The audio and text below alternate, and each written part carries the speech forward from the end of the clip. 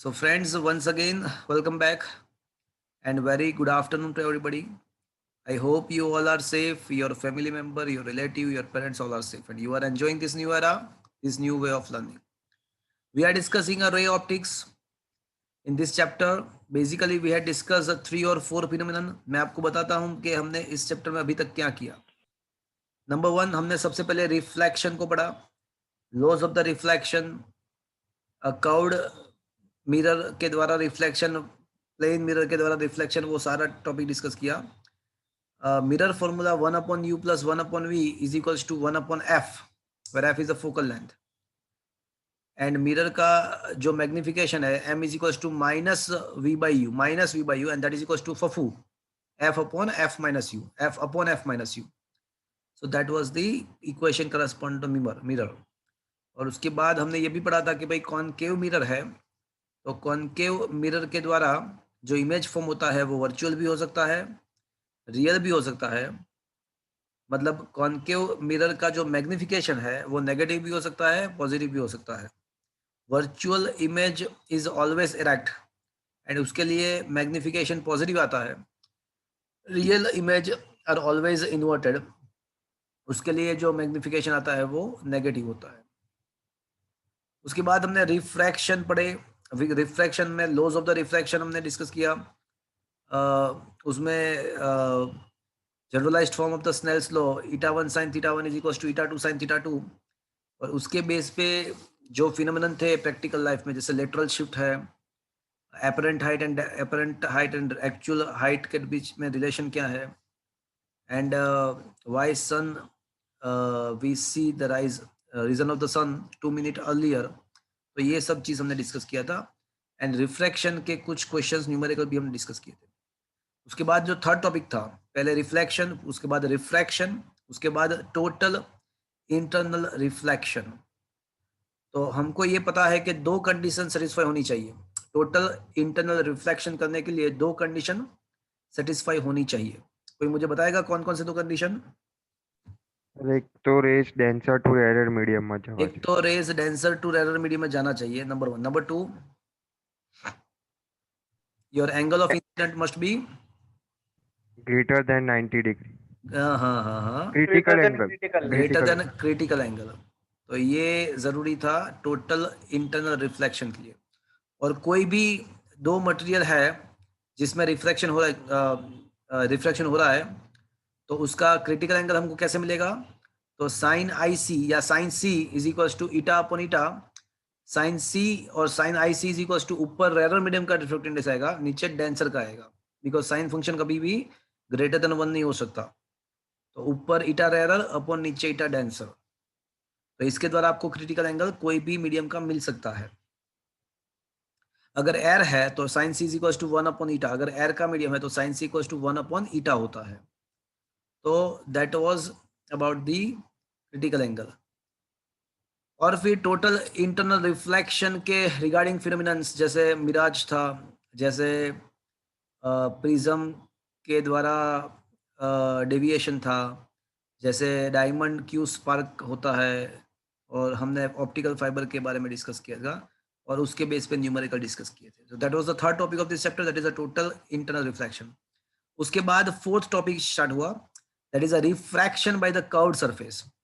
दो मीडियम को, दो ट्रांसपेरेंट मीडियम को जो लाइन ज्वाइन करती है, जो सरफेस ज्वाइन करती है, वो अगर कर्व्ड है तो उसके लिए रिफ्रैक्शन का इक्वेशन क्या होगा? So that was a refraction by the curved surface. That is the fourth topic of this chapter. और इसका इक्वेशन किसी को याद है? Refraction by the curved surface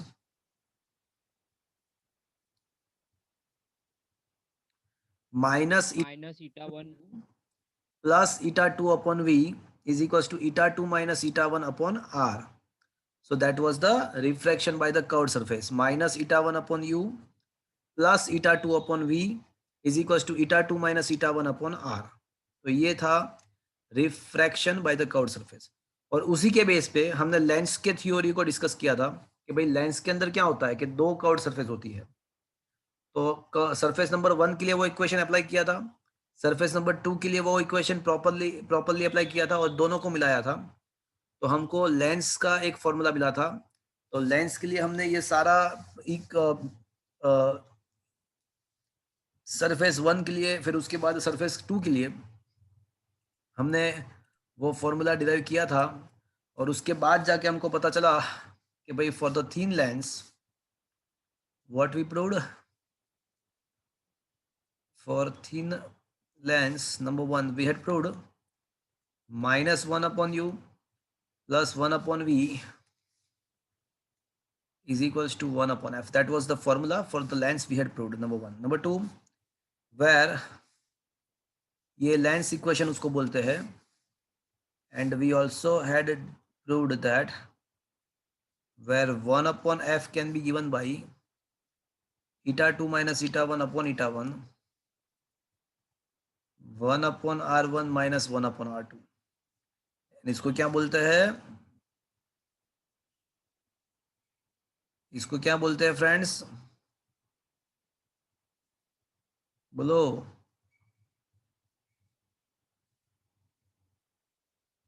इसको बोलते हैं लेंस मेकर्स फॉर्मूला। तो ये हमने प्रूव किया था। हमने ये भी देखा था कि लेंस के लिए जो लेटरल मैग्निफिकेशन होता है वो माइनस वी बाई यू नहीं होता है, वी बाई यू होता है, and that can be written as F upon F plus U. वो F upon F minus U नहीं होगा। अगर इसके लिए अगर लेटरल मैग्निफिकेशन आप वी बाई यू को सब जगह इक्वेशन बनाने का ट्राई करोगे, it is comes out to be F upon F plus U, that is the lateral magnification of the lens. हमने ये भी डिस्कस किया था कि अगर कॉन्वेक्स लेंस है तो कॉन्वेक्स लेंस के द्वारा जो इमेज फॉर्म होती है वो वर्चुअल भी हो सकती है, रियल भी हो सकती है।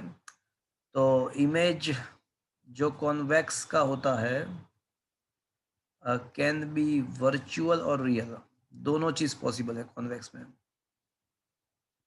इसका मतलब ऐसा हुआ,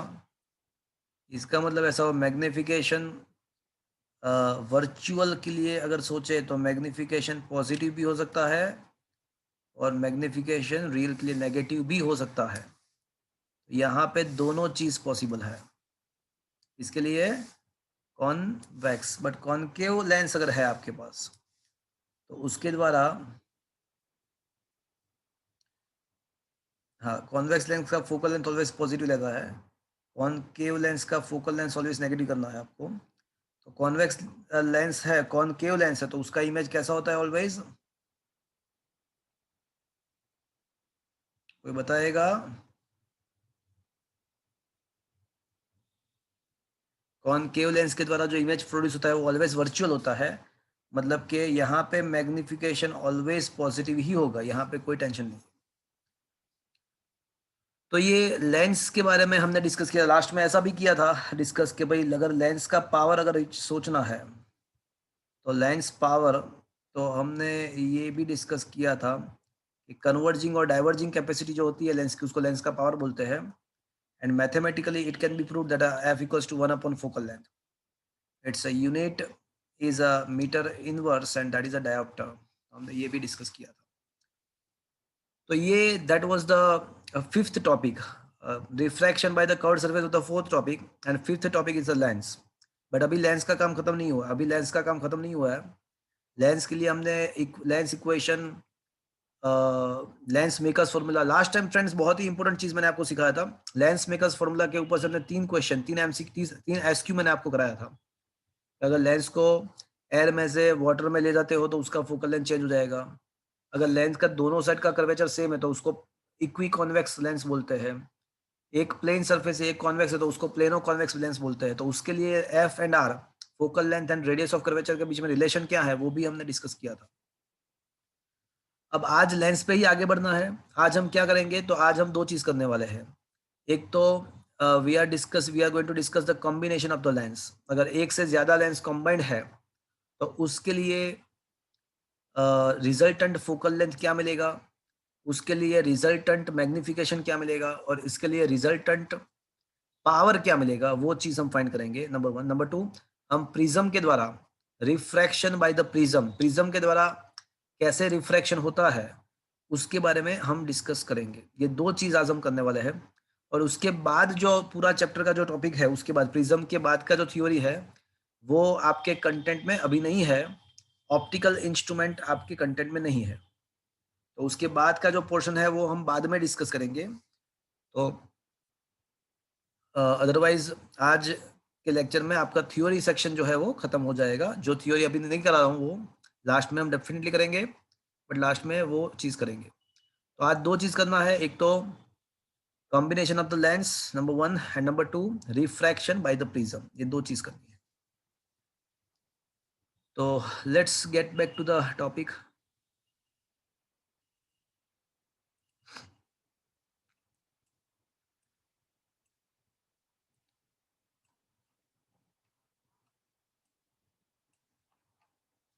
ओके, हियर इट इज।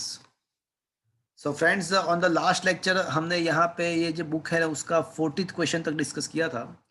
अब 41 एंड 42 एंड 43, ये all the three questions can be combinedly asked in the 4 marks. 41, 42 and 43, all the three questions combinedly asked as a 4 mark question. Question ऐसा हो सकता है कि भाई by the combination of the two thin lenses derive the equation of the resultant focal length, number 1, number 2 resultant magnification, and number 3 resultant power. तो friends, आज का जो टॉपिक है वो ये है कि combination of the to lens, अगर 2 से ज्यादा है तो क्या होगा उसके बारे में भी हम सोचेंगे। तो अभी जो हमारा टॉपिक है वो ये है कि कॉम्बिनेशन ऑफ द लेंस।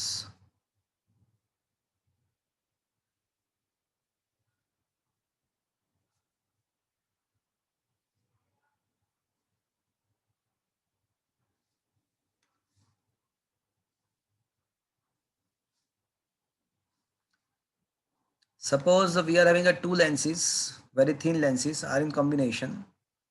हमारे पास यहाँ पे दो लेंसेज है और दोनों यहाँ पे कॉम्बाइंड है, कांटेक्ट में है। तो दोनों लेंस कांटेक्ट में है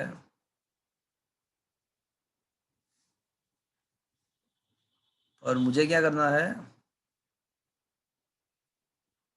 मुझे उसका रिजल्टेंट फोकल लेंथ फाइंड करना है। ये जो है वो f1 है उसका फोकल लेंथ, दूसरे का f2 है। अब मान लो कि यहाँ पे कहीं पे ऑब्जेक्ट है, तो फ्रेंड्स मुझे ये बताओ कि अगर ऑब्जेक्ट का इमेज मुझे फाइंड करना है तो मुझे at least how many rays I need to pass, I need to emit from the object? 2 rays. At least 2। तो क्या करेंगे हम, इसमें से दो रेज को निकालेंगे। एक जो ऑप्टिकल सेंटर में से पास होगा वो तो कैसा जाएगा, वो तो विदाउट रिफ्रैक्शन सीधा जाएगा। दूसरा पहले है ना लेंस 1 पे आता है, तो लेंस 1 क्या करेगा, उसका लेंस 1 उसको रिफ्लेक्ट करके -1 upon u plus 1 upon v is equal to 1 upon f के इक्वेशन के बेस पे वो कहीं पे रिफ्लेक्ट करके इमेज बनाएगा। तो लेंस 1 के द्वारा जो इमेज फॉर्म होना था, लेंस 1 के द्वारा जो इमेज फॉर्म होना था वो यहाँ पे कहीं पे फॉर्म होना था, बट ऐसा होगा नहीं। क्यों नहीं होगा, क्यों नहीं होगा, कोई बताएगा मुझे? दूसरा भी लेंस है। उसके रेस के पाथ में दूसरा भी लेंस है ना, तो क्या होगा, उसके पाथ में दूसरा भी लेंस है। तो अज्यूम कर लेते हैं कि लेंस 1 के द्वारा जो ऑब्जेक्ट डिस्टेंस है वो u है, एंड लेंस 1 का जो इमेज जहाँ पे फॉर्म होना था, लेंस 1 के द्वारा जहाँ पे जो इमेज फॉर्म होना था वो ऐसा अज्यूम कर लेते हैं कि वो I1 पॉइंट है और उसका इमेज डिस्टेंस v1 है। But because of the presence of the lens 2, once again the ray gets refracted, एक बार फिर से रे का रिफ्रैक्शन होगा and final image I1 position के बदले फाइनल इमेज I2 पोजीशन पे सेट होगा। और ये इसको हम बोलेंगे image distance, final image distance भी। चलो पहले तो ये रे डायग्राम आपको समझ में आया?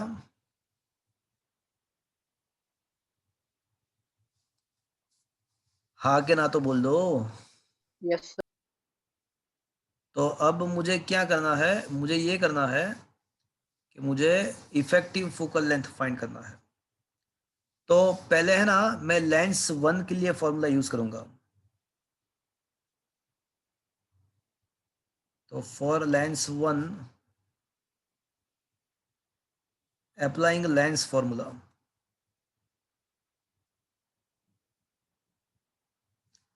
चलो लेंस का फॉर्मूला क्या है बताओ मुझे।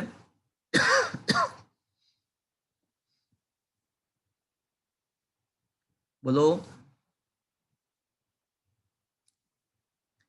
अरे लेंस का फॉर्मूला बोलो, गॉसिस थ्योरम जैसा ही है ना, मिरर का जो था वैसा ही लेंस का है। तो क्या है बोलो। कोई बताएगा what is the formula, lens formula? Anybody?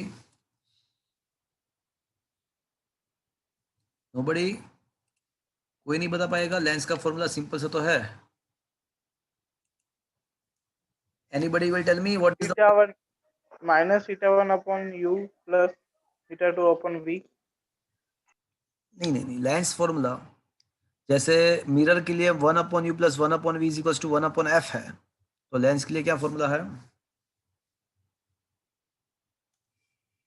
minus 1 upon u plus 1 upon v is equals to 1 upon f. Perfect.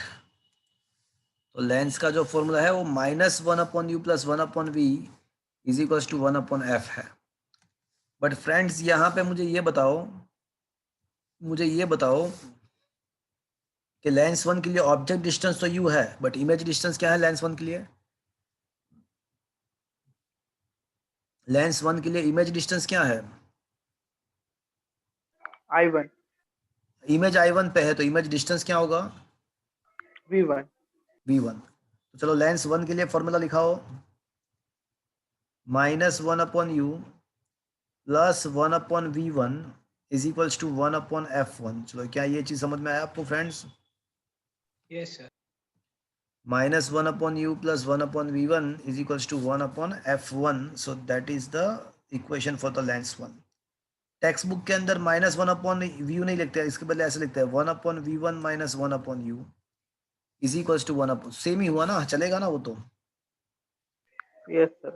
वो तो चलेगा ना। मैं तो याद रखने के लिए मैं ऐसे याद रखता हूँ कि मिरर के लिए 1/u plus 1/v equals to 1/f, lens के लिए -1/u plus 1/v equals to 1/f। Is that clear friends?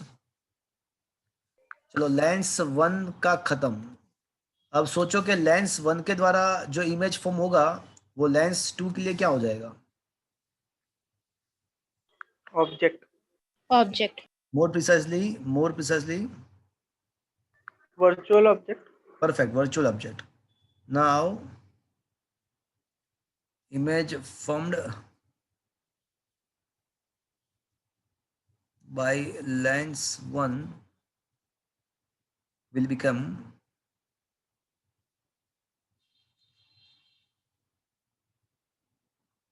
virtual object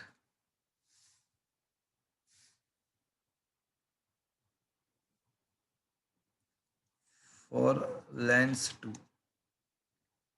lens 1 के द्वारा जो इमेज फॉर्म होगा वो लेंस 2 का वर्चुअल ऑब्जेक्ट होगा। तो इसका मतलब ऐसा भी हुआ कि image distance by lens 1, image distance by lens 1 will be object distance by object distance for, क्या लिखूं मैं? लेंस 2। चलो क्या ये बात आपको समझ में आया फ्रेंड्स? Yes sir. तो अब इसी ट्रैक पे मुझे ये बताओ कि अब लेंस 2 के लिए मुझे फॉर्मूला लिखना है, तो मुझे क्या लिखना चाहिए? नाउ फॉर लेंस 2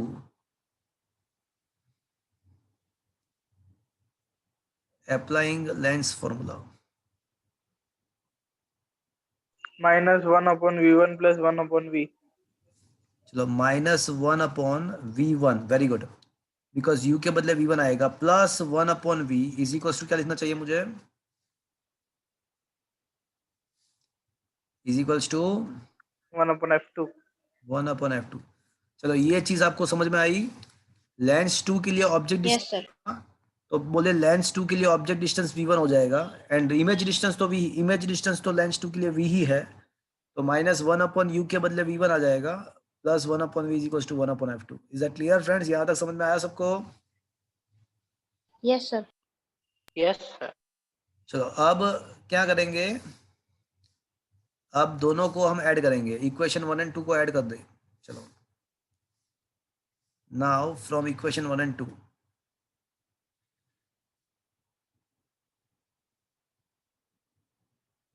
चलो इन दोनों को ऐड करो। अगर ये दोनों को ऐड करते हैं तो क्या मिलेगा, सोचो friends. -1 upon u plus 1 upon v1 plus -1 upon v1 plus 1 upon v is equal to 1 upon f1 plus, देखो लेफ्ट हैंड साइड क्या हो जाएगा, -1 upon u plus 1 upon v1 plus -1 upon v1 plus 1 upon v is equals to 1 upon f1 plus 1 upon f2। Is that clear friends? दोनों का मैंने addition किया, तो ये -1 upon v plus 1 upon v cancel हो जाएगा, तो बचेगा क्या, -1 upon u plus 1 upon v is equals to 1 upon f1 plus 1 upon f2। चलो ये पता चला फ्रेंड्स आपको?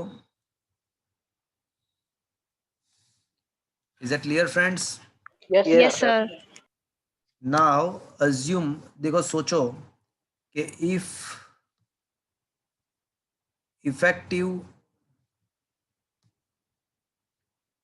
Focal length of a combination, पूरे कॉम्बिनेशन का effective focal length, if the effective focal length of the combination is f, then I should write -1 upon u plus 1 upon v is equals to 1 upon f। क्या मुझे ऐसा लिखना चाहिए? Yes, sir. चलो अब equation 3 and equation 4 को compare करो, equation 3 and equation 4 को कंपेयर करो, तो क्या मिलेगा मुझे,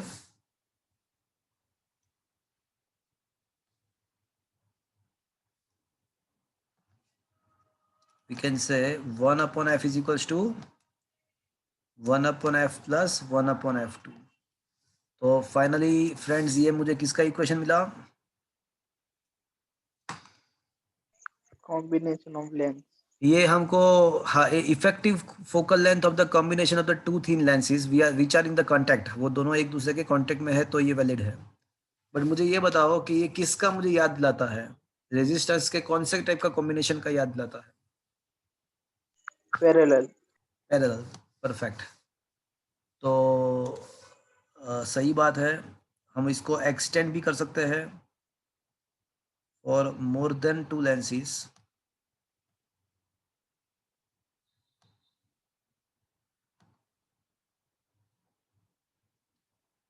What is the effective focal length? 1 upon f is equals to 1 upon f1 plus 1 upon f2 plus up to 1 upon fn। तो अगर ऑब्वियसली दो लेंस के लिए ये फॉर्मूला है, तो बहुत सारे लेंस हो गए, तो इसके लिए इफेक्टिव फोकल लेंथ का फॉर्मूला यही आएगा। तो this is the effective focal length for the combination of the more than two lenses which are in the contact. They must be very thin and they must be in the contact. So this is the valid formula for that kind of circumstances. तो friends क्या ये theory आपको समझ में आया? Yes sir. चलो अब power के बारे में सोचते हैं। तो power for the combination,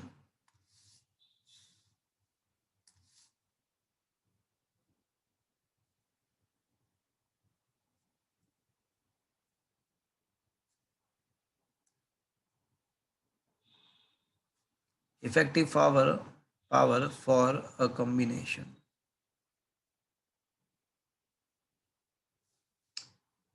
So friends, as we know, the definition of the power is what? 1 upon f is equals to power. So from the equation number 5, what should be the left hand side? 1 upon f itself is a power p. तो right side के क्या आएगा? तो p1 plus p2 up to pn. तो मतलब क्या हुआ कि अगर बहुत सारे लेंस कॉम्बिनेशन में है तो आपका रिजल्टेंट पावर फाइंड करने के लिए आपको क्या करना पड़ेगा? सबके पावर का एडिशन. सीरीज में एडिशन. तो ये किसकी याद दिलाता है? Series. That is reminding us the series combination of the resistances. Is that clear, friends? Yes.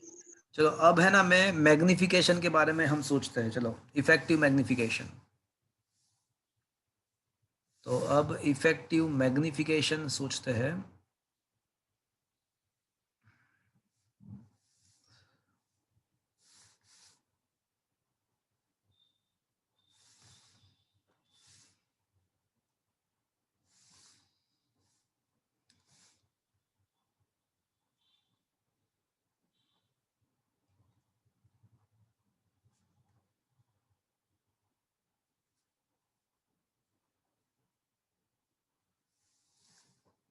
So now we are going to discuss the effective magnification.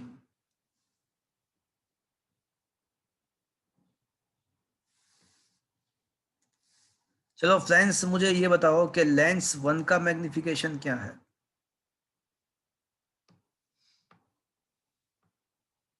तो लेंस 1 अपन हाँ, ऑब्जेक्ट डिस्टेंस u है, image distance v1 है. तो for the lens 1 what is the magnification? देखो magnification का जो basic formula है ना वो v/u है, बट लेंस 1 के लिए मुझे क्या लिखना चाहिए? v1/u. And what should be the magnification for the lens 2? V1 by V. Lens 2 का जो इमेज डिस्टेंस है ना वो v है. लेंस 2 का इमेज डिस्टेंस v है, ऑब्जेक्ट डिस्टेंस v1 है. तो अब मुझे बताओ क्या लिखना चाहिए मुझे? V by V1. हाँ, v/v1 हो जाएगा ना. देखो फॉर बेसिक फॉर्मूला ये है, this is the basic formula. तो image distance upon object distance. तो लेंस 2 के लिए इमेज डिस्टेंस v है, ऑब्जेक्ट डिस्टेंस v1 है. तो अब इन दोनों का मल्टीप्लिकेशन करेंगे तो मुझे क्या मिलेगा? v1/u into v/v1. तो ये क्या मिलेगा मुझे?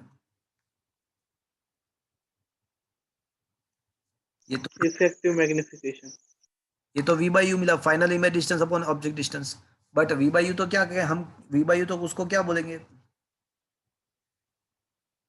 वो तो रिजल्टेंट मैग्निफिकेशन होगा. तो hence it is proved that for the two lenses, if you want to find the resultant magnification, then you have to take the multiplication of their magnifications. Or if there are more than two lenses are there, then what should be the effective magnification? m1 into m2 into up to mn. चलो क्या ये चीज आपको समझ में आया? Yes sir. Yes, sir. तो ये 3 थ्योरी मैंने एक साथ आपको डिस्कस कराया. ये 3 थ्योरी एक साथ 4 मार्क्स में पूछ सकते हैं. इंपॉर्टेंट क्वेश्चन है कि for the combination of the two thin lenses, derive the equation of the effective focal length, effective power and effective magnification. तो फोकल लेंथ में किसका फॉर्मूला याद रखना है? तो बोले पैरेलल कॉम्बिनेशन रेजिस्टेंस. पावर के लिए क्या करना है? तो भाई सबका एडिशन, सीरीज कॉम्बिनेशन. और मैग्निफिकेशन कैसे मिलेगा इफेक्टिव? तो सभी लेंस के मैग्निफिकेशन का आपको मल्टीप्लिकेशन करना पड़ेगा. तो that will get you the magnification, resultant magnification of the whole combination. तो क्या फ्रेंड्स ये आपको समझ में आया friends? Yes sir. Okay, so this is a very important 4 mark का क्वेश्चन. अब जो मैं करने वाला हूं, अब जो मैं 2 क्वेश्चन आपको प्रिज्म के बारे, अब मैं प्रिज्म के रिगार्डिंग 2 क्वेश्चन आपको मैं 2 क्वेश्चन डिस्कस करूंगा. ये दोनों क्वेश्चन बहुत ही इंपॉर्टेंट 4 मार्क का क्वेश्चन है. तो friends, now we are going to discuss the new topic, that is a refraction by the prism. Prism के द्वारा रिफ्रैक्शन कैसे होगा वो अब हम डिस्कस करेंगे. तो question number 41, 42 and 43 we had done with. 44 very most important. देखो ये बोर्ड के एग्जाम में पूछा था लास्ट बोर्ड के एग्जाम में ये क्वेश्चन आपके बोर्ड के एग्जाम में था 4 मार्क्स में कि obtain prism formula I plus E is equals to A plus delta. So that was asked in the board examination and it is important as well. So friends,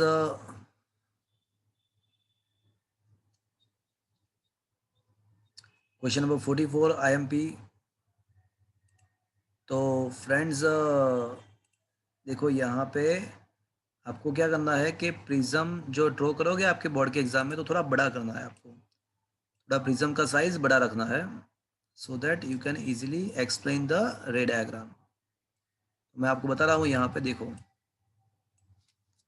So question is obtain the relation between the incident, angle of emergence, prism angle and deviation angle for the refraction through a prism, or in other language prove that a delta is equals to I plus E minus A, where delta is the angle of deviation, I is the angle of incident and E is the angle of emergent and A is obviously prism angle.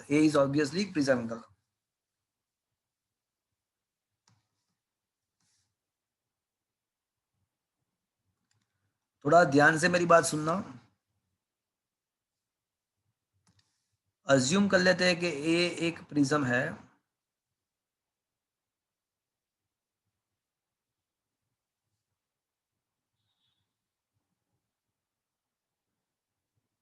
Okay. So in the figure, ABC is a equilateral prism which is shown in figure. चलो ये भले ही आपको triangle दिख रहा है but है क्या है फ्रेंड्स ये प्रिज्म. Prism. चलो अब AB सरफेस जो है वहां पे AB सरफेस से कोई रे इंसिडेंट हो रहा है. रे PQ is incident on the surface AB.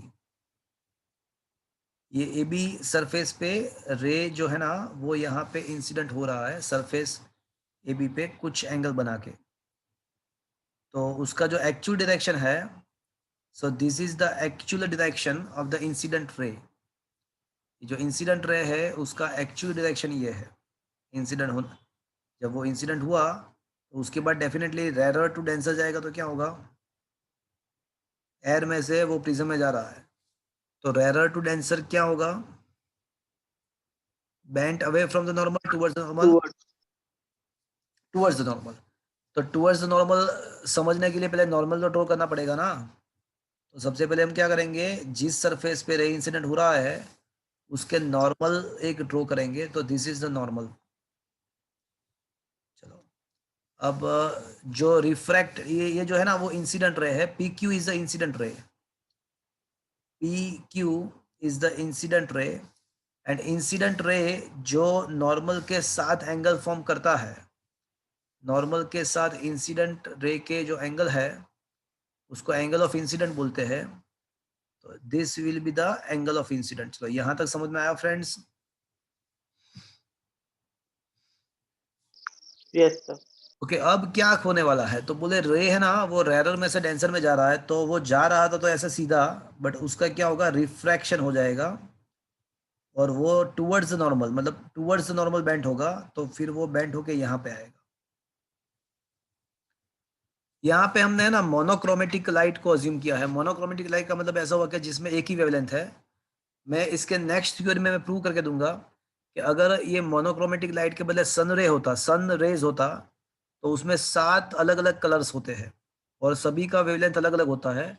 और प्रिज्म का जो रिफ्रैक्टिव इंडेक्स होता है, याद करो हमने ऐसा पढ़ा हुआ था कहीं पे कि refractive index is depend on the wavelength of the incident light.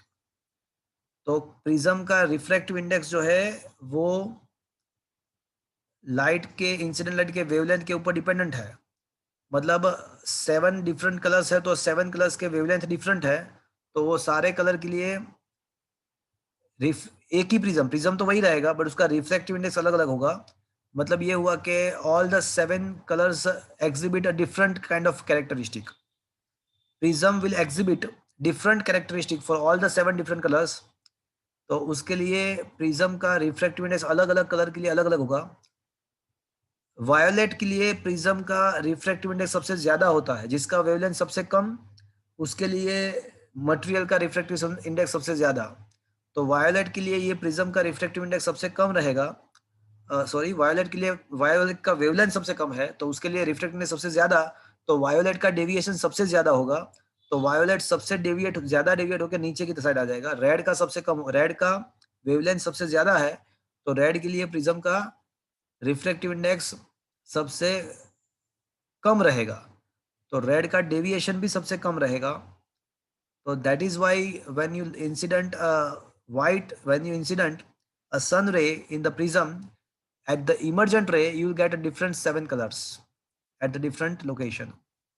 But यहाँ पे मैंने कौन सा लाइट यूज किया हुआ है, यहाँ पे जो रे है वो कैसा है, मोनोक्रोमेटिक है, तो इसका मतलब क्या हुआ, उसके पास एक ही वेवलेंथ है, तो वहां पे यहाँ पे डिस्पर्जन नहीं होगा, यहाँ पे ये डिवीजन नहीं होगा लाइट का, एक ही रिफ्रैक्टेड रे मुझे मिलेगा।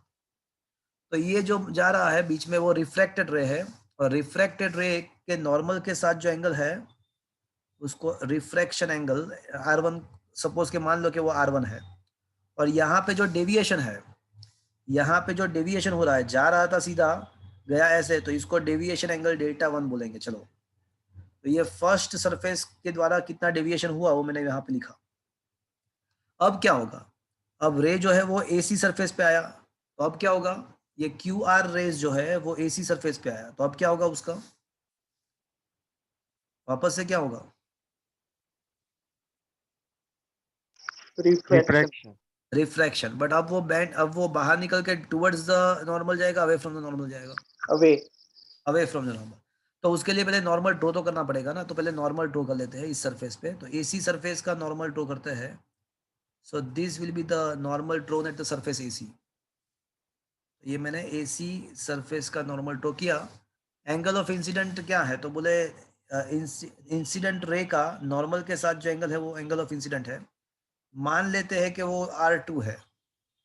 बट अब क्या होगा, अब होगा ये कि वो जा रहा था सीधा, बट वो टुवर्ड्स द नॉर्मल बेंड करेगा या away from the normal, away from the normal.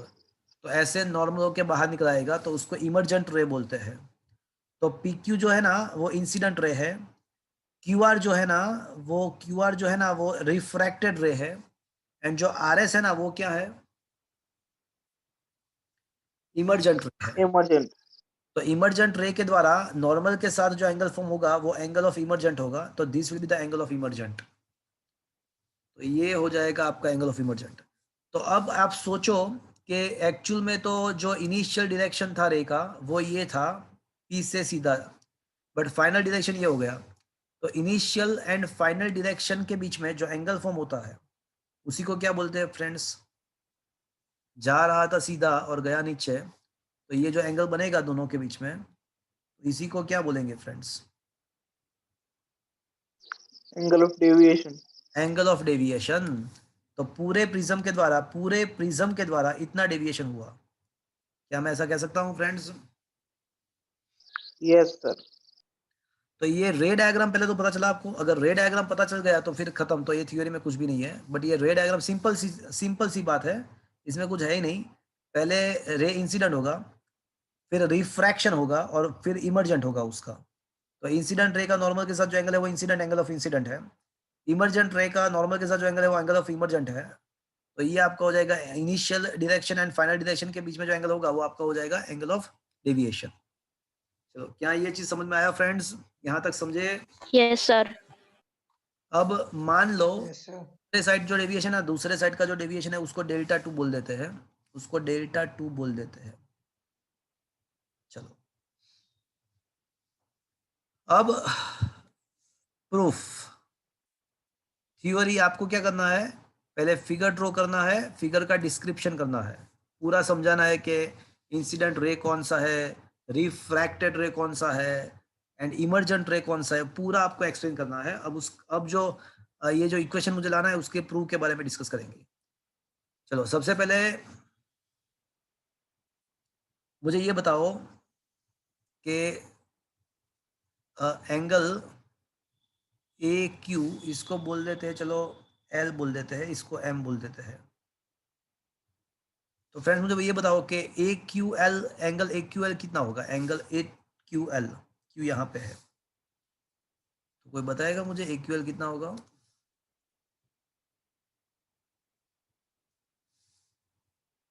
आई अरे ए क्यू एल की बात कर रहा हूँ, नहीं, I plus angle A Q L, ये है ना नॉर्मल है, नॉर्मल सरफेस का नॉर्मल है ये।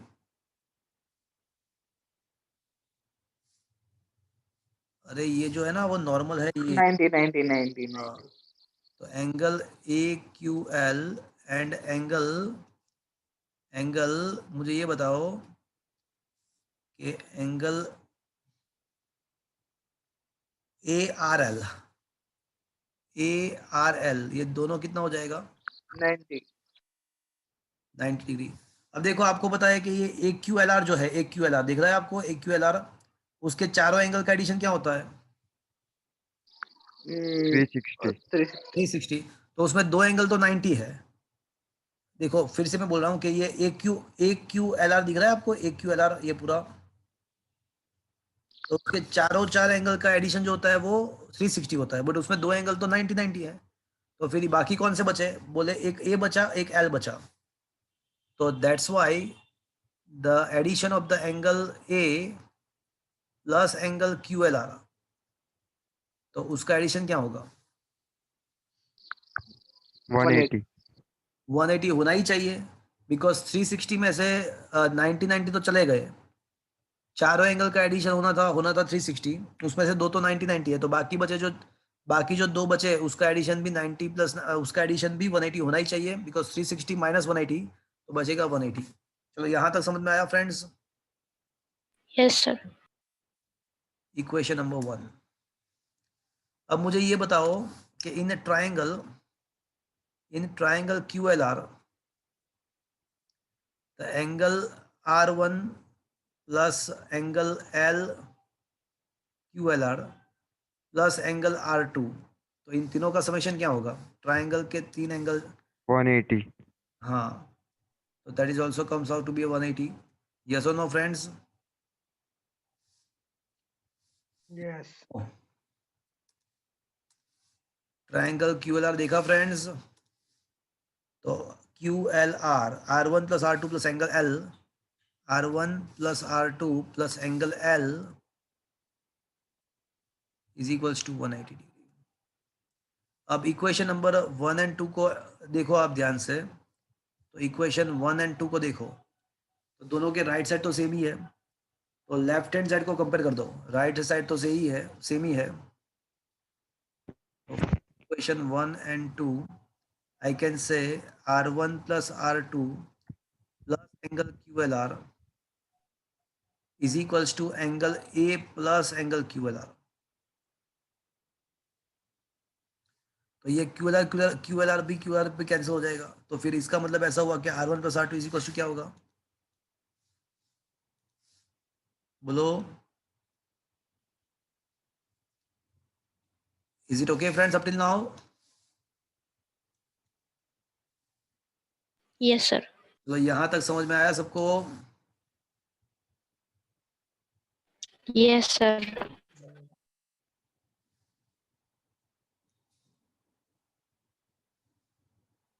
ओके, चलो अब इसको मैं इक्वेशन नंबर 3 बोल देता हूँ।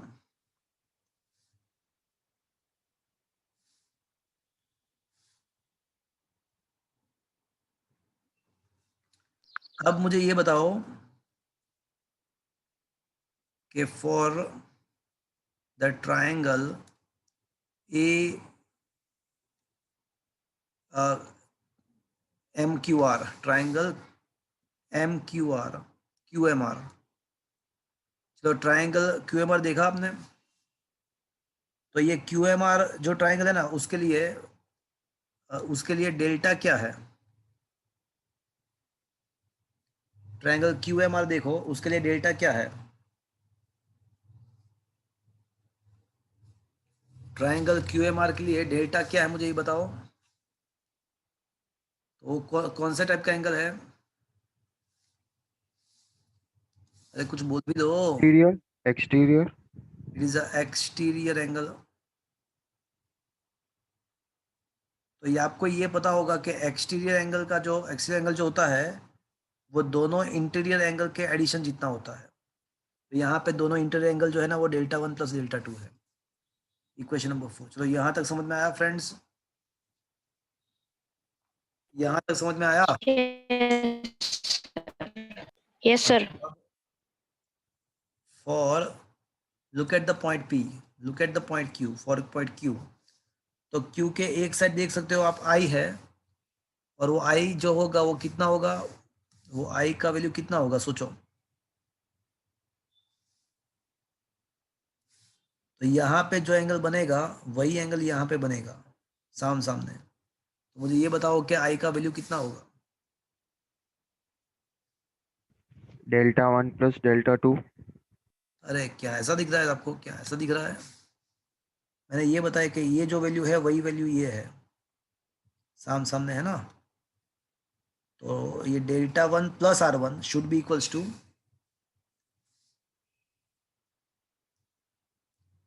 क्या मैं ऐसा लिख सकता हूँ? देखो तो, is it okay friends? Yes, sir. तो इसका मतलब ऐसा हुआ कि Δ1 को अगर सब जगह इक्वेशन बनाते हैं तो Δ1 शुड बी रिटन एज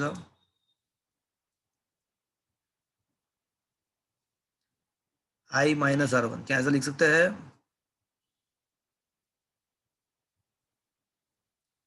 अरे हाथ के ना तो बोल दो। Yes, sir. चलो, 4 पॉइंट R। अब पॉइंट R के बारे में सोचो, यहाँ पे पॉइंट R है, तो 4 पॉइंट R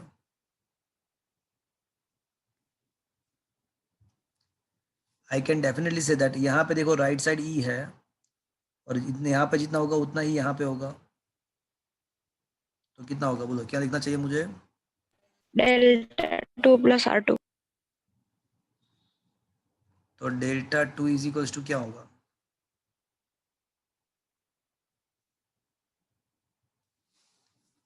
E - R2। चलो, क्या ये चीज समझ में आया आपको? Yes, sir. तो फ्रेंड्स, अब ये जो इक्वेशन 5 एंड 6 का जो वैल्यू है ना वो इक्वेशन नंबर 4 के अंदर प्लेस कर दो। तो इक्वेशन 5 एंड 6 का वैल्यू इक्वेशन 4 के अंदर प्लेस करो। तो अब डेल्टा इज इक्वल्स टू मुझे क्या लिखना चाहिए? Δ1 + Δ2। तो Δ1 I - R1 है, Δ2 जो है ना वो E - R2 है। तो ये delta is equals to I + E हो जाएगा, बाकी बचेगा -R1 + R2। But friends, R1 + R2 तो क्या है? A. From the equation number 3 it is a. So now I can say I + E is equals to A + delta, and that is called a prism equation। यहाँ पे I जो है ना वो angle of incident है, E जो है वो एंगल ऑफ इमर्जेंट है, A जो है वो प्रिज्म एंगल है, डेल्टा जो है वो एंगल ऑफ डेविएशन है। और इसी यहाँ पे जो इक्वेशन मिला उसको हम बोलेंगे प्रिज्म इक्वेशन, इसको बोलेंगे प्रिज्म इक्वेशन। चलो, क्या ये चीज आपको समझ में आई फ्रेंड्स? Yes, sir. ऐसा भी कह सकते हैं कि delta is equals to I + E - A, ऐसा भी कह सकते हैं। तो ये 4 मार्क का क्वेश्चन लास्ट बोर्ड के एग्जाम में पूछा था। तो अगर आपको रे डायग्राम अच्छे से पता चल गया तो इसमें खाली ट्रेगोनोमेट्री ही है, कोई फिजिक्स के रूल्स नहीं है, यहाँ पे पूरा ट्रेगोनोमेट्री से प्रूव होता है। तो क्या फ्रेंड्स ये क्वेश्चन आपको समझ में आया?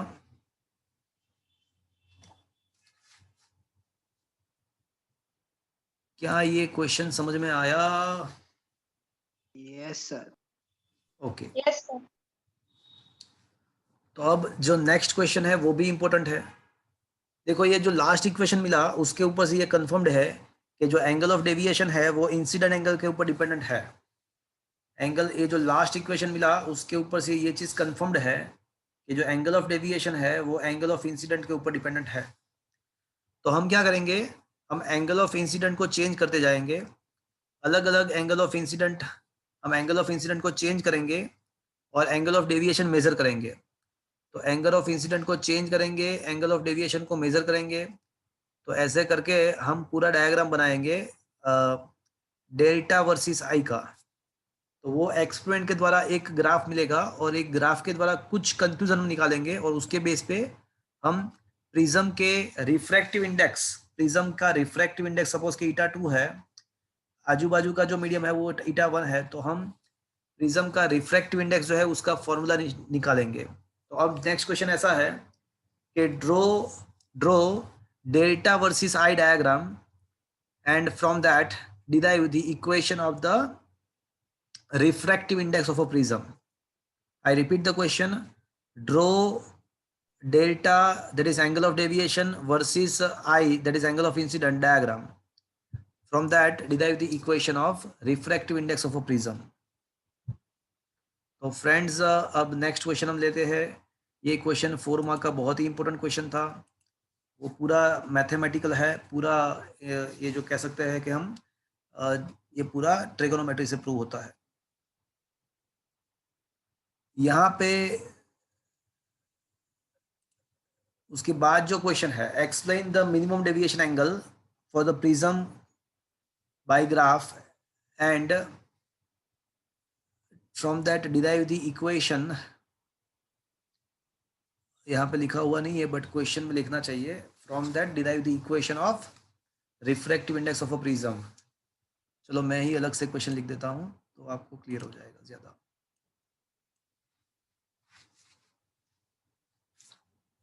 चलो अब जो क्वेश्चन है वो कुछ ऐसा है। Question is draw delta versus I diagram for prism. Explain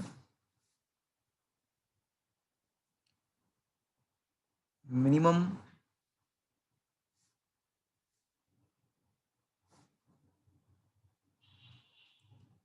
angle of deviation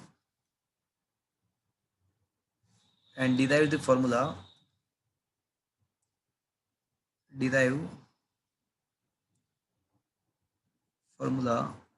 for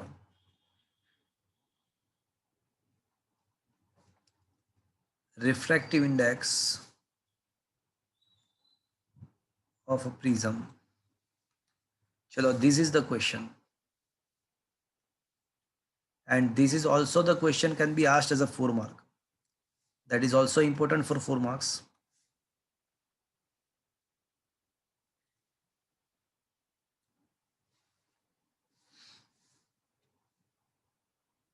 Okay.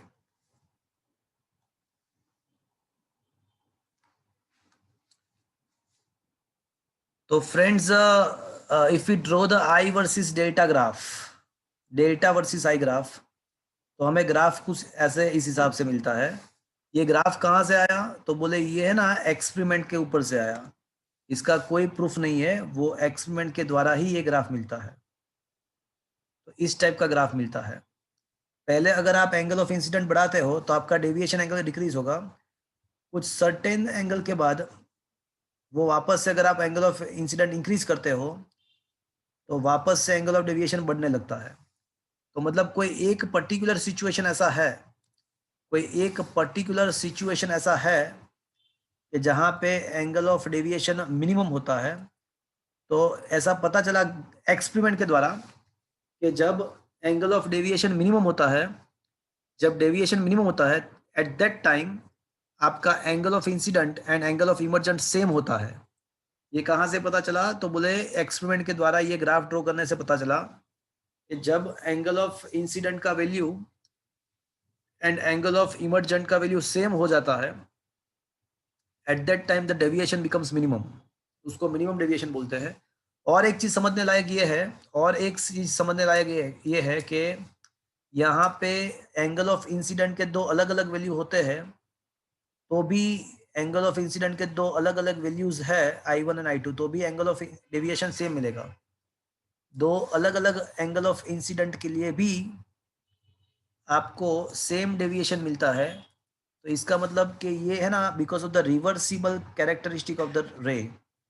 ये रिवर्सिबल कैरेक्टरिस्टिक का मतलब ऐसा हुआ कि आपका पी क्यू इंसिडेंट रे है। देखो ये प्रिज्म था, याद करो, वो फटाफट हम याद कर लेते हैं थ्योरी। वो ये था हमारा प्रिज्म, फिर ये हमारा था इंसिडेंट रे जो था वो पी क्यू था, रिफ्रैक्टेड रे जो था वो क्यू आर था, एंड इमर्जेंट रे था जो वो आर एस था। पी क्यू रेस जा रहा था ऐसे, बट गया ऐसे, तो ये हो गया आपका एंगल ऑफ डेविएशन। ये हो गया आपका एंगल ऑफ इंसिडेंट नॉर्मल के साथ। तो ये हो गया आपका एंगल ऑफ इंसिडेंट, ये आपका डेल्टा 1, ये आपका डेल्टा 2, और ये हो गया आपका एंगल ऑफ इमर्जेंट। तो यहाँ पे क्या हुआ कि रे जो था वो पी क्यू से क्यू आर से आर एस तरफ जा रहा है। बट अगर आप यहाँ पे उल्टा, अगर आप एस से इंसिडेंट कराते, रे को एस से इंसिडेंट कराते, मतलब राइट साइड से, तो भी वो सेम ही पाथ फॉलो करेगा, बट उसका जो डायग्राम है उसके एरोज अपोजिट हो जाएंगे। वो सेम ही पाथ फॉलो करेगा, बट उसका जो एरो है वो उल्टा हो जाएगा। तो that is called the that is called the reversibility of the rays. तो इसी के लिए ये I1 दो अलग अलग एंगल ऑफ इंसिडेंट के लिए हमको सेम एंगल ऑफ डेविएशन मिलता है। रिवर्सिबिलिटी ऑफ द रेज इसी की वजह से ऐसा होता है कि दो अलग अलग एंगल ऑफ इंसिडेंट के लिए हमको सेम डेविएशन मिलता है। बट एक पर्टिकुलर एंगल ऑफ इंसिडेंट ऐसा है कि जहां पे आपको मिनिमम डेविएशन मिलता है, and eight that time your angle of incident and angle of emergent becomes same. तो ये ग्राफ के द्वारा हमको इतना पता चला, ग्राफ के द्वारा क्या कंक्लूजन मिला? तो कंक्लूजन ये मिला कि when delta becomes delta minimum at that time I becomes E. तो आई का वैल्यू ई जितना हो जाएगा, ये हमको पता चला। अब हमको ये पता है कि I plus E is equal to क्या होता है, अभी हमने प्रूव किया, बोलो बताओ मुझे क्या होता है। A plus delta. हाँ, I plus E is equal to A plus delta. तो यहाँ पे ये कंडीशन अप्लाई करते हैं, अगर डेल्टा के बदले डेल्टा मिनिमम में लिखता हूँ तो मुझे आई के बदले, ये ई के बदले मुझे क्या लिखना चाहिए? I. तो यहाँ पे वो कंडीशन अप्लाई कर दे तो क्या लेफ्ट हैंड साइड 2i हो जाएगा?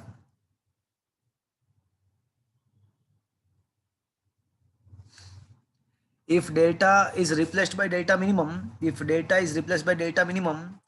then e must be replaced by I. तो 2i is equals to a plus delta minimum। क्या ये बात आपको समझ में आया? Yes, sir. ओके। अब है ना, यहाँ पे पॉइंट Q के लिए, पॉइंट Q देखा आपने, तो वहां पे स्नेल्स लॉ अप्लाई करो। पॉइंट Q के लिए स्नेल्स लॉ अप्लाई करो। यहाँ पे I का जो वैल्यू है वो मैं ऐसा कह सकता हूँ कि a plus delta minimum by 2, equation number 1। So now applying the Snell's law at the point Q, ये फिगर ड्रॉ करना है आपको। Applying Snell's law for point Q। चलो पॉइंट Q के लिए Snell's law अप्लाई करो। eta1 sin θ1 is equal to eta2 sin θ2 apply करो। चलो फटाफट, क्या लिखना चाहिए मुझे?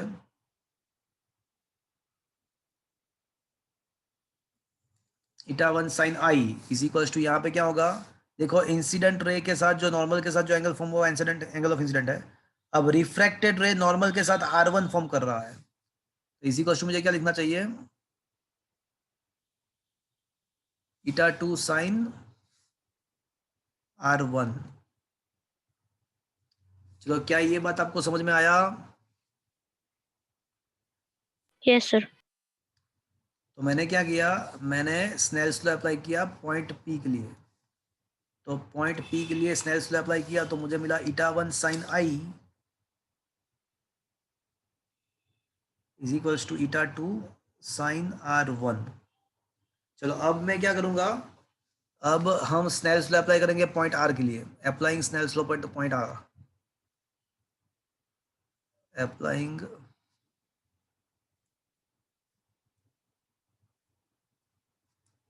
For point R. चलो पॉइंट आर के लिए स्नेल्स लॉ अप्लाई करो। तो क्या लिखना चाहिए मुझे, eta1 sin E is equal to eta2 sin R2. Very good, 𝜃2 sin R2 is equals to 𝜃1 sin E। चलो क्या ये बात आपको समझ में आया फ्रेंड्स? Yes, sir. बट अभी जो हम डिस्कस कर रहे हैं वो मिनिमम डेविएशन के लिए सोच रहे हैं। तो but for the minimum deviation हमको ये पता है कि ई का वैल्यू कितना होना चाहिए,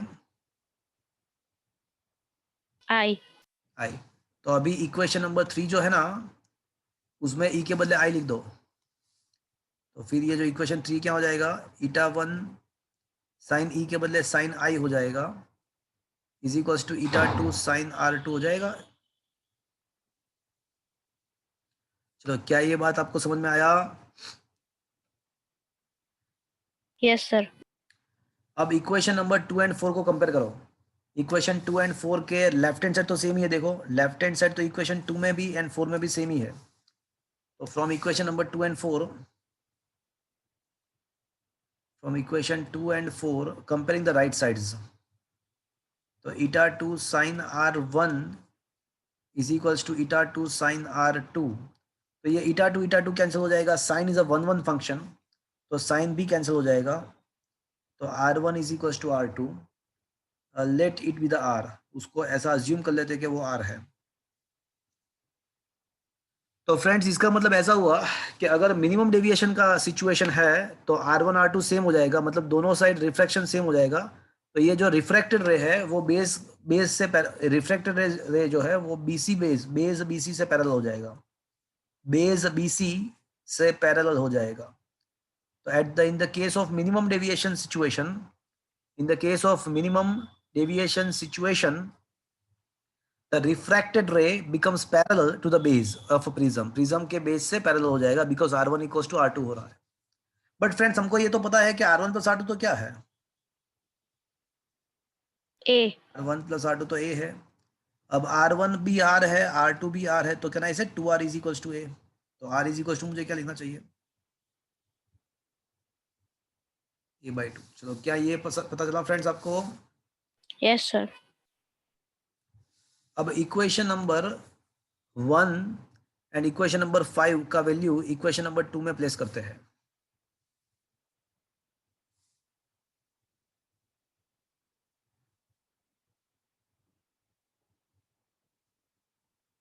Placing value of 2 and 5 in the equation 2, value of 1 and 5 in the equation number 2। तो इक्वेशन 1 का वैल्यू जो है ना वो I का वैल्यू है, इक्वेशन 5 का वैल्यू जो है वो R का है, वो दोनों हम इक्वेशन 2 में प्लेस कर दें। तो 𝜃1 sin I का वैल्यू कितना है, A plus delta minimum by 2 is equals to 𝜃2 sin R1। R1 तो है ना वो R है, R1 R है और R क्या है, A/2 है। चलो क्या ये बात आपको समझ में आया फ्रेंड्स? Yes, sir. तो अब मेरा जो टारगेट था वो क्या था, प्रिज्म का जो रिफ्रैक्टिव इंडेक्स है उसको फाइंड करना था। तो 𝜃2 को सब जगह इक्वेशन बना दो। तो 𝜃2 is equals to 𝜃1 sine A plus delta minimum by 2 upon sine A/2। तो ये जो होगा ये आपका प्रिज्म का रिफ्रैक्टिव इंडेक्स का फॉर्मूला हो गया। सो that is other 4 marker important question. Derive the equation of prism refractive index by angle of minimum deviation। इसको हम ऐसे भी लिख सकते हैं, इसको हम ऐसे भी लिख सकते हैं, eta 2 by eta 1 is equals to sine A plus delta minimum by 2 upon sine A by 2। और हमको ये पता है कि ईटा 2 बाई ईटा 1 है ना, जो ईटा 2 1 भी कह सकते हैं उसको। तो eta 2 1 is equals to sine A plus delta minimum by 2 upon sine A by 2। तो ये जो है,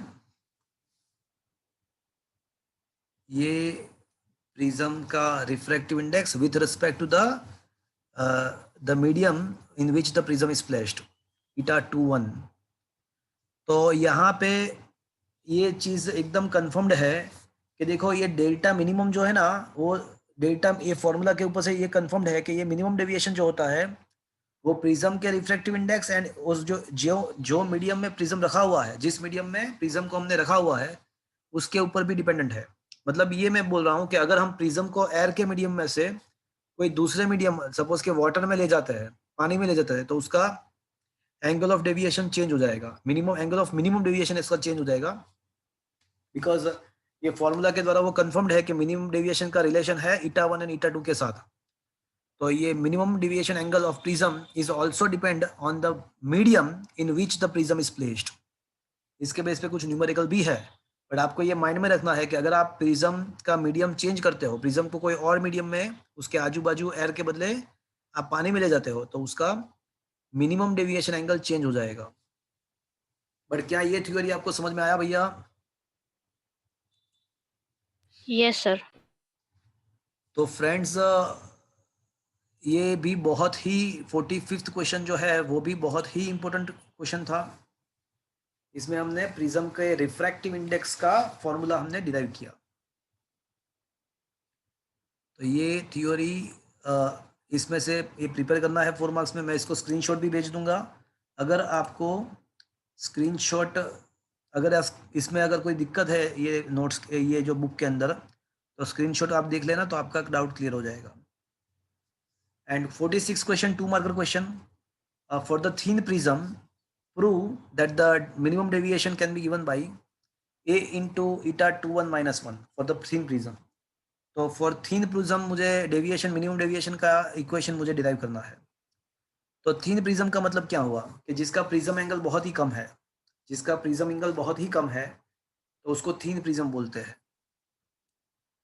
तो फ्रेंड्स, अभी for the thin prism I want to derive the formula of the angle of minimum deviation. Okay. So friends, हमको ये पता है कि ईटा 2 1 इज इक्वल टू, अभी हमने क्या डिराइव किया, sine A plus delta minimum by 2 upon sine A by 2 prove किया। यस और no friends? Yes sir. Okay, now for a thin prism, अगर प्रिज्म बहुत ही थिन है तो a टेंड्स टू 0 होगा। तो इसका मतलब ऐसा हुआ कि a plus delta minimum by 2 also tends to 0, and obviously a by 2 तो टेंड्स टू 0 होगा ही होगा, बिकॉज a टेंड्स टू 0 है, तो a बाई 2 भी टेंड्स टू 0 ही होगा। तो फ्रेंड्स, आपको ये पता है कि अगर थीटा टेंड्स टू 0 होता है तो साइन थीटा इज अप्रोक्सीमेटली क्या होता है? As you know, if theta tends to 0 then sin theta is approximately theta. Am I right friends? So that's why eta 2 1, तो न्यूमरेटर में sin थीटा के बदले थीटा लिख दे तो a plus delta minimum by 2 हो जाएगा। डिनोमिनेटर में भी sin theta equal to theta लिख दे तो a बाई 2 हो जाएगा। तो ये by 2 cancel, a plus delta minimum by a, तो ये हो जाएगा आपका eta 2 1 a is equals to a plus delta minimum. तो अभी डेल्टा मिनिमम को सब जगह इक्वेशन बना दो आप, डेल्टा मिनिमम तो क्या हो जाएगा, ईटा 2 1 a माइनस a। तो अभी डेल्टा मिनिमम को सब जगह, इसको कभी कभी है ना डी मिनिमम भी बोलते हैं, इसको ऐसे डी मिनिमम भी बोलते हैं। तो a कॉमन ले लो, तो ये ईटा 2 1 माइनस 1 हो जाएगा। तो क्या फ्रेंड्स ये थिन प्रिज्म के लिए फॉर्मूला आपको समझ में आया पूरा चीज? Yes, sir. तो ये 2 मार्कर क्वेश्चन है, थिन प्रिज्म के लिए हमने ये प्रूव कर दिया। Is that clear friends?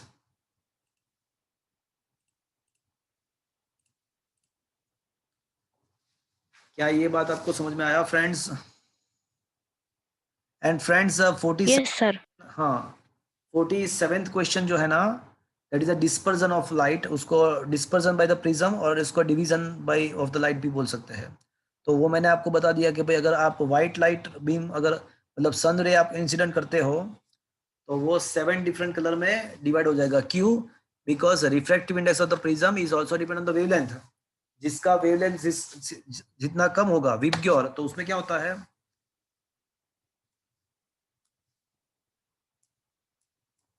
VIBGYOR, तो आप जब वायोलेट से रेड पे जाते हो, वायोलेट से रेड पे, तो उसका वेवलेंथ इंक्रीज होता है। तो जैसे जैसे वेवलेंथ इंक्रीज होगा, जैसे जैसे वेवलेंथ इंक्रीज होगा तो क्या होगा, उसका वही प्रिज्म का रिफ्रैक्टिव इंडेक्स डिक्रीज होगा। Refractive index proportional to 1 upon lambda, ये याद रखना है। तो विबग्योर, तो जैसे आप वायोलेट से रेड की तरफ जाते हो तो लैम्डा इंक्रीज होता है, लैम्डा इंक्रीज होता है तो रिफ्रैक्टिव इंडेक्स वही प्रिज्म का डिक्रीज होता है, तो डेविएशन भी डिक्रीज होगा। क्यों? बिकॉज अभी तो हमने डिराइव किया कि डेविएशन इज इक्वल टू, याद है अभी हमने डिराइव किया कि ये कॉमन, अभी हमने डिराइव किया कि एंगल ऑफ डेविएशन जो होता है वो a इंटू ईटा माइनस 1 होता है। तो अगर ईटा डिक्रीज होता है तो डेल्टा भी डिक्रीज होगा। तो इसका मतलब कि जिसका वेवलेंथ सबसे ज्यादा उसका डेविएशन सबसे कम होगा, जिसका वेवलेंथ सबसे कम उसका डेविएशन सबसे ज्यादा होगा। तो वायोलेट का वेवलेंथ सबसे कम है तो उसका डेविएशन सबसे ज्यादा होगा। तो कौन सबसे नीचे आएगा? तो वायोलेट सबसे नीचे आ जाएगा, बिकॉज उसका डेविएशन सबसे ज्यादा होगा। वायोलेट का डेविएशन सबसे ज्यादा, रेड का डेविएशन सबसे कम, तो रेड सबसे ऊपर आएगा। Is that clear friends? और बाकी कलर्स उसके उन दोनों के बीच में आ जाएंगे। Is that clear? Yes, sir. तो फ्रेंड्स ये क्वेश्चन नंबर 47 डिस्पर्जन आपको पता चल गया होगा ऐसा क्यों हुआ। क्वेश्चन नंबर 48 से जो भी कुछ है वो आपके कंटेंट में नहीं है। तो 48 7 तक ही आपके कंटेंट में है। सीबीएसई वालों को देखना पड़ेगा, बट मैं सब कुछ करा दूंगा, अभी नहीं। अभी यहाँ तक ये चैप्टर है ना, उसको रखेंगे हम, बट ये सारा जो भी कुछ बाकी पेंडिंग पड़ा हुआ है वो सब कुछ हम करेंगे, but let me complete the syllabus first. तो उसके बाद ये सब चीज भी हम करेंगे। तो थ्योरी वाइज, हाँ बोलो। सर 47 भी इंक्लूडेड નથી नहीं है वो, સર આખો ડિસ્પર્ઝન નીકળી ગયું છે अच्छा निकाल दिया, कोई बात नहीं, मैंने समझा दिया। આખું ओके 9.7 ओके, तो डिस्पर्जन भी निकाल दिया है, और ये रेनबो जो है, फिर उसके बाद स्कैटरिंग ऑफ द लाइट है, सब कुछ रेनबो हाँ, स्कैटरिंग वो फिर सब ऑप्टिकल ऑप्टिकल इंस्ट्रूमेंट्स वो सारा निकल गया। माइक्रोस्कोप ओके सबको कोई बात नहीं। मतलब ये जो पीछे का जो पोर्शन है वो बहुत ही मतलब समझने लायक है, नॉलेज पॉइंट ऑफ व्यू बहुत ही इंपॉर्टेंट है, टेलीस्कोप माइक्रोस्कोप, बट वो हमको करेंगे as a knowledge point of view भी। हम मैं तो पूरा फिजिक्स आपको पढ़ाऊंगा ही पढ़ाऊंगा, तभी मुझे मजा आएगा। बट अभी उसको अभी एग्जाम पॉइंट ऑफ व्यू सोचे तो इसको अभी हम अभी रखते हैं उसको साइड में। ओके उस लास्ट में उसको भी डिस्कस करेंगे। तो अभी आप इतना प्रिपेयर करो। तो फ्रेंड्स ये चैप्टर नंबर 9 के थ्योरी देखो तो मैंने कंप्लीट कर दिया। अब जब हम नेक्स्ट टाइम मिलेंगे तो इसके न्यूमेरिकल जो बाकी बचे हैं और एंड जो एमसीक्यूज वगैरह है वो हम डिस्कस करते रहेंगे। तो आज का सेशन में यहाँ पे रखता हूँ। मैंने 9 चैप्टर का थ्योरी कंसेप्ट मैंने यहाँ पे पूरा कंप्लीट करके दिया आपको। नेक्स्ट अभी आप 10 एक दिन आपका वेकेशन जैसा है मिनी, उसमें मैं होमवर्क क्या है वो भी मैं आपको दूंगा। आप क्या आपको होमवर्क क्या करना है व्हाट्सएप में भेज दूंगा मैं होमवर्क। एंड आपका मेगा ग्रांड एग्जाम भी होगा 1 to 9 चैप्टर का, तो बी प्रिपेयर फॉर इट। तो आज का सेशन फ्रेंड्स हम यहाँ पे कंप्लीट करते हैं। किसी को कुछ पूछना है? सर